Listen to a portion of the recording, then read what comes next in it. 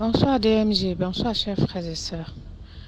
L'histoire que je vous raconte, c'est lorsque j'étais de passage à Cotonou, au Bénin. Et c'est l'histoire d'une jeune fille nigériane qui est venue à Cotonou travailler comme une jeune fille de ménage. Bon, sa patronne aussi est nigériane comme elle-même. On appelle l'ethnie là les Ibo.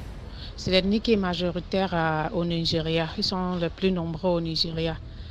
Bon, ils ont souvent un système, ils font venir des employés un peu jeunes et ils les gardent dans la maison.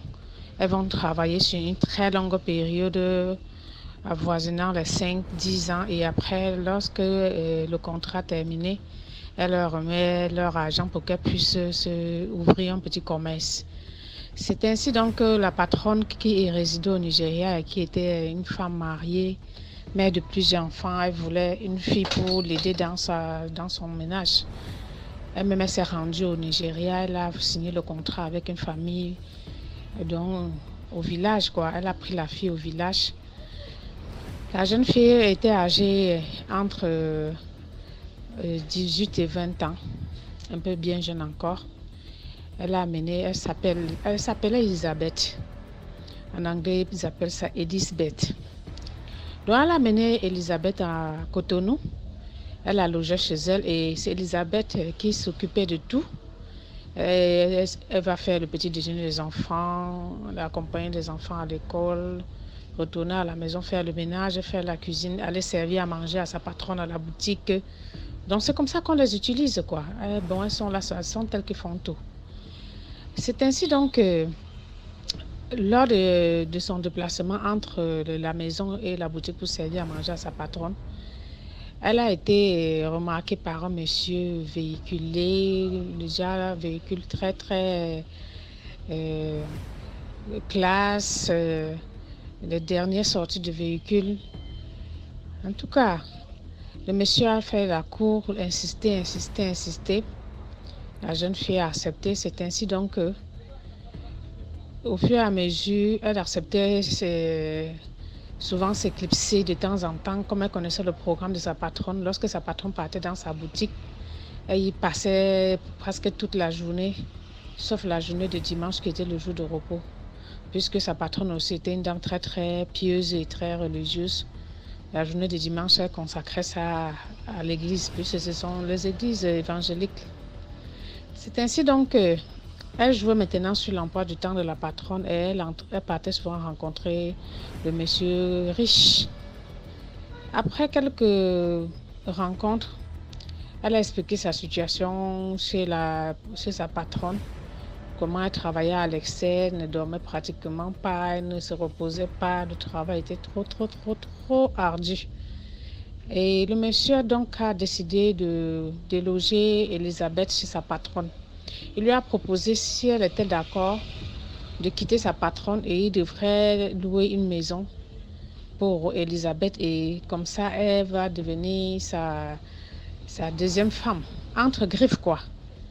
Et surtout comme il avait acheté un téléphone très cher à la jeune fille et elle a été séduite par l'argent, le monsieur lui offrait déjà presque tout ce qu'elle désirait.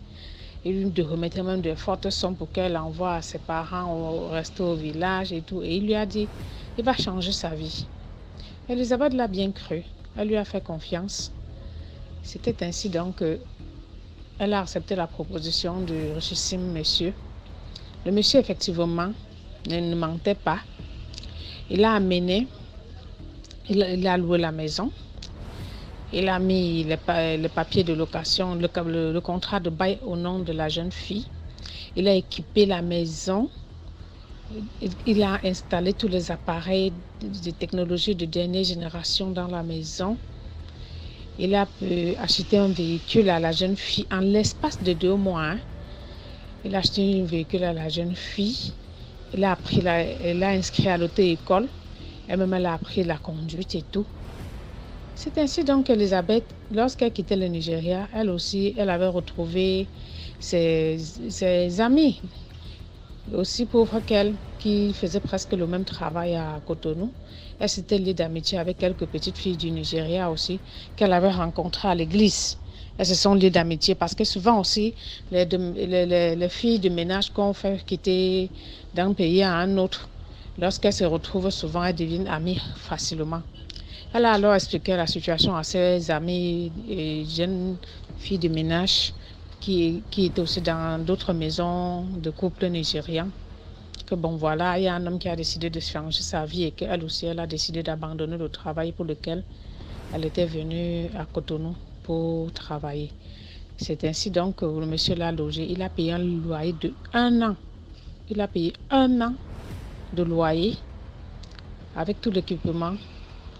Et c'est ainsi que le monsieur se présentait presque tous les 2 ou 3 jours, donc voire 3 fois par semaine.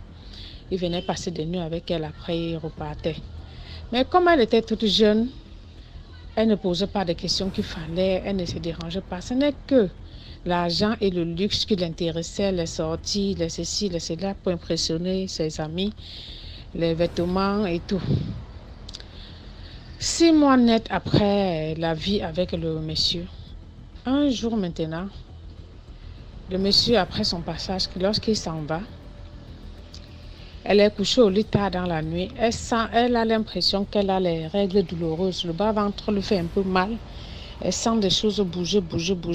Et après, ça lui donne l'impression que quelque chose veut sortir. Quelque chose, disons, quelque chose un peu volumineux.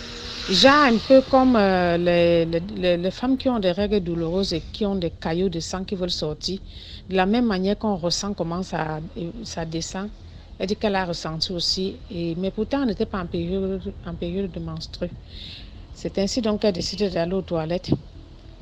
Elle s'accroupit pour voir ce qui l'amenait à vouloir pousser. Donc ça lui donnait un peu l'impression qu'elle a envie de pousser. C'est ainsi qu'elle sent comment au fur et à mesure de son appareil génital, elle sentait que quelque chose descendait. Après elle a poussé directement une boule se verser par terre dans ses toilettes. Elle regarde directement, elle voit comment la boule là se détache. Elle voit ce sont des asticots en grande quantité, des centaines et des centaines d'asticots. Donc quand c'est sorti, c'était comme une boule. Et quand c'est tombé au sol, maintenant ils se sont détachés, ils ont commencé à aller dans tous les sens. Mais elle s'est posé la question, mais ça sort d'où? D'où sortent les asticots? Elle a crié, mais après encore, elle a décidé de ne pas attirer l'attention. Après, elle a versé de l'eau. Elle a ouvert la sortie d'eau. Elle a versé de l'eau pour faire disparaître tous les asticots. Elle est retournée se coucher. Elle s'est dit, peut-être j'ai fait un cauchemar. Sûrement, ça ne doit pas être la réalité. Sûrement, quand je vais me coucher et m'endormir demain, je vais me réveiller. Et tout ça, peut-être, ça ne sera qu'un mauvais rêve. Elle retourne dans sa chambre à coucher, elle s'allonge, elle veut dormir. Même pas 30 minutes après, elle ressent encore la même douleur au niveau de l'appareil, de son appareil génital. Elle ressent les mêmes douleurs au fur et à mesure. Elle sent comment ça descend. Elle se lève encore, elle couvre les toilettes. Elle reprend encore la position accroupie. Et après, elle a l'envie de pousser, elle pousse encore. Encore une autre boule d'asticot tombe par terre. Et les asticots s'éparpillent encore partout dans les toilettes. Là, alors, elle a commencé à paniquer. Elle s'est demandé qu'est-ce qu'elle va faire. Ainsi, toute la nuit, elle a passé le temps à faire sortir les asticots de son appareil génital. Très inquiète le lendemain, elle a appelé l'une de ses amies avec qui elle s'entendait bien dans la ville. Elle lui demande de venir, qu'elle a un problème à l'exposer. Quand la fille vient, elle expose le problème. C'est ainsi donc que sa copine lui propose d'appeler le riche monsieur pour lui expliquer ce qu'elle est en train de traverser. Elle appelle le monsieur, le numéro de monsieur est hors de la zone de couverture. Elle a insisté comme ça toute une journée, le numéro ne passait pas. Et entre-temps, elle n'avait jamais pris la peine de poser de vraies questions à ce monsieur. Elle ne connaissait même pas où il vivait, elle ne connaissait même pas sa vraie vie. Donc, tellement elle avait été bluffée par l'argent que le monsieur sortait, qu'elle ne s'est même pas posé de questions sur ce monsieur. Donc, après toute une journée, a essayé d'entrer en contact avec celui qui l'avait logé, le riche monsieur qui l'avait logé. Sa copine lui a alors proposé de l'amener à l'hôpital. Elle s'est donc rendue à l'hôpital. Dès qu'elle est arrivée à l'hôpital, le gynécologue qui voulait la consulter lui a demandé de monter sur la table et qu'elle s'allonge et elle a expliqué le problème. Lorsque le gynécologue lui-même a essayé d'envoyer la main pour voir ce qui se passait, le même phénomène encore se produit sous les yeux du gynécologue. Et c'est ainsi donc que lorsqu'elle a expliqué son histoire, elle a même rendu l'âme sur la table de consultation du gynécologue. Et l'histoire là, c'est une histoire vraie parce que on a même publié ça en vidéo. Moi-même, malgré que l'histoire s'est passée dans le quartier où j'étais de passage, mais moi-même, j'avais reçu cette vidéo. Le gynécologue a même filmé comment les asticots sortaient, mais sans toutefois filmer le visage de la jeune fille. Il avait seulement montré. Donc moi, j'avais vu en vidéo comment le gynécologue lui-même avait pris le téléphone. Comme il a replié les jambes de la jeune fille, en telle enseigne qu'on ne pouvait pas voir son visage. Il a ouvert les lèvres au niveau de son appareil génital. Dès qu'il a appuyé un peu sur le ventre de la fille, dans la vidéo, nous, on a vu comment les asticots sont sortis et ça a rempli sa table de consultation.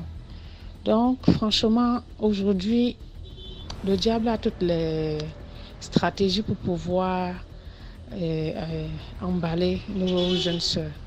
C'est juste une façon d'attirer l'attention de nos petites sœurs que bien sûr, l'argent est bien.